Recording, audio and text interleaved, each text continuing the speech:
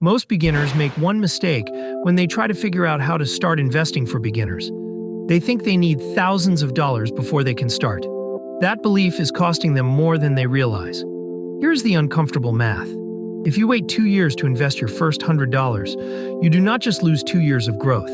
At a historical average of roughly 10% per year, the kind of return the S&P 500 has delivered over the long run. That 2-year delay on a modest monthly contribution of just $100 costs you somewhere around $45,000 over a 30-year horizon. Not because of anything complicated, because of time. Stick with this video and I will show you exactly how to open your first investment account, what to actually put inside it, and how $100 a month quietly turns into over $200,000. Every step is beginner-friendly, no prior experience required. Here's the part almost everyone gets backwards, and it is the single most important idea in this entire video. Most people treat investing like a lottery ticket. They think the only way to win big is to put in a huge amount all at once. But the real engine of wealth building is not the size of your starting deposit. It is something called compound growth. Here's how it works. You earn a return on your money. Then next year you earn a return on your original money plus the return you already made. Then the year after that you earn a return on all of that. Your gains start generating their own gains. It snowballs. Here's a concrete example. You invest $100 a month starting at age 25. You earn roughly 10% per year on average, which is the S&P 500's historical long-run average before inflation. By age 65, you have contributed just $48,000 out of pocket. But the total value of your account? Approximately $530,000. The other $480,000 came entirely from compound growth, not from you. Now flip it. You wait until age 35 to start the exact same habit. Same $100 a month. Same 10% average. By 65, your account holds roughly $180,000. Still solid, but you left $350,000 on the table simply by waiting 10 years. That is why the best day to start is today, even with almost nothing. Before you buy anything, you need a place to hold your investments. That place is called a brokerage account, and a lot of beginners are confused about what it actually is. So let me clear it up fast. A brokerage account is simply a financial account that lets you buy and sell investments like stocks and funds. Think of it like a checking account at your bank, except instead of holding cash, it holds investments. You deposit money, then you use that money to buy things inside the account. There are 2 main flavors you need to know about. The first is a taxable brokerage account. You can open one of these with no income restrictions, put any amount in, and take your money out whenever you want. The downside is that you owe taxes on your gains when you sell. The second flavor is a tax-advantaged account. The most common examples are a 401k through your employer and an IRA, which stands for Individual Retirement Account, that you open on your own. Inside a Roth IRA specifically, your money grows completely tax-free. You contribute after-tax dollars now, and you pay 0 taxes on the growth when you withdraw it in retirement. For most beginners, a Roth IRA is the single best first account to open, as long as you have earned income and you are under the income limit, which in 2024 starts phasing out at $146,000 for single filers. The contribution limit for a Roth IRA in 2024 is $7,000 per year. At $100 a month, you are well within that limit.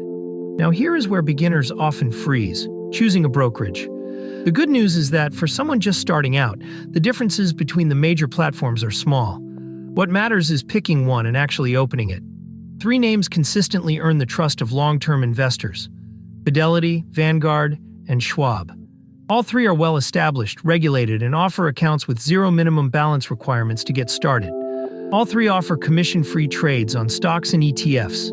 That means you are not paying a fee every time you buy something. And all 3 offer fractional shares, which we will get to in just a moment.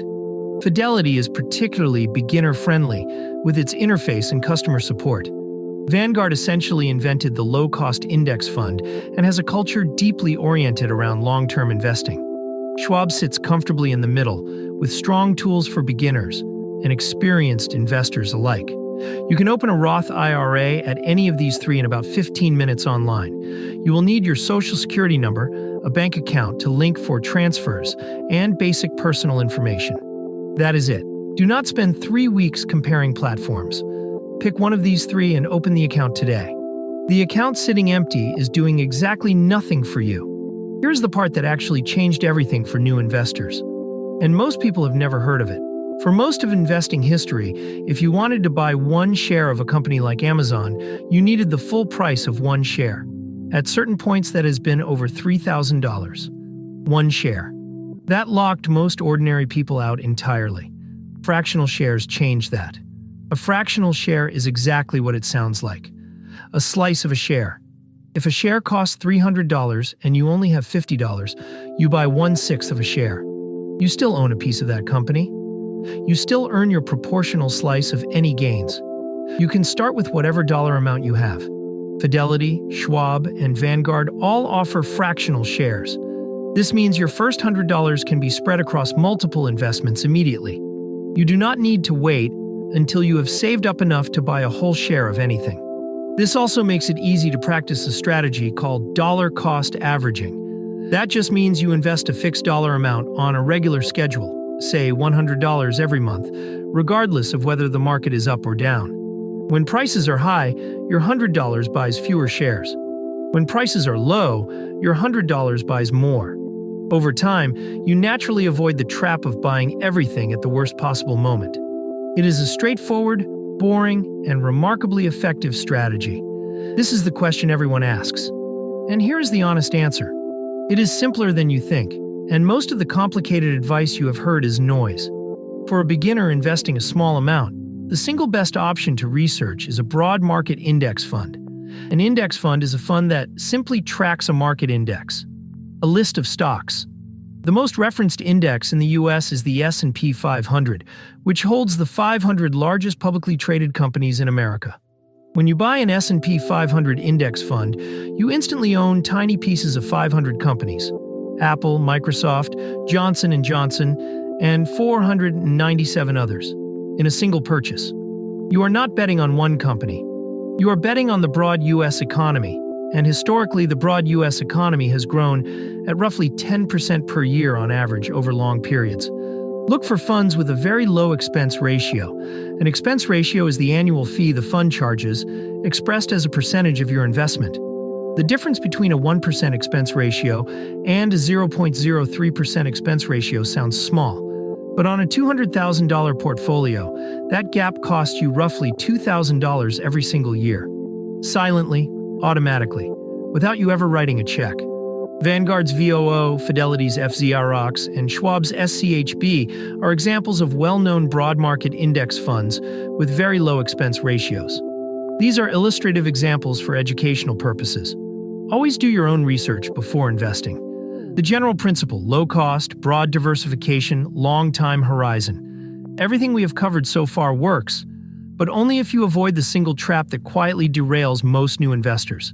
That trap is checking your account too often and reacting to short-term drops. Here's the tension. The stock market does not go straight up. In any given year, the S&P 500 experiences an average intra-year drop of roughly 14%. That means even in years when the market ends up positive, there is typically a stretch somewhere in the middle that looks terrifying if you are watching daily. In 2020, the market dropped 34% in about 5 weeks. It felt like a financial catastrophe. Investors who panicked and sold locked in those losses permanently. Investors who did nothing, who kept their automatic monthly contributions running, saw their accounts fully recover and reach new highs within months. This is not about ignoring risk. It is about understanding that short-term volatility is the price you pay for long-term returns. Every single percentage point of that historical 10% average includes years like 2020, 2008, and 2001. Those bad years are already baked into the number. Set your monthly contribution to automatic. Put the money in on the same day each month without thinking about it. Then look at your account quarterly at most. Boredom in investing is a feature, not a bug. Let us bring it all together because the path forward is genuinely straightforward. How to start investing for beginners comes down to 5 steps. First, decide on your account. A Roth IRA is the best starting point for most people with earned income. Second, open that account at Fidelity, Vanguard, or Schwab today. It takes 15 minutes, Third, link your bank account and set up an automatic monthly transfer of whatever you can actually afford, even if that is just $50 or $100. Fourth, use fractional shares to buy a low-cost broad market index fund inside that account. Fifth, automate and mostly ignore it. Check in quarterly and keep contributing. That is the whole system. No complex strategies. No timing the market. No watching financial news every morning. Just consistent contributions into a low-cost diversified fund over a long period of time. The biggest risk for a beginner is not picking the wrong fund. It is not starting at all. If this video helped you, the next thing that quietly undoes all of this is not understanding taxes on your investments. Specifically, the difference between short-term and long-term capital gains, which can mean paying either 10% or 37% in taxes on the exact same profit.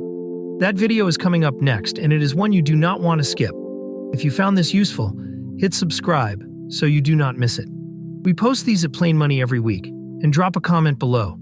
Tell me what is actually stopping you from opening that first account. I read every single one.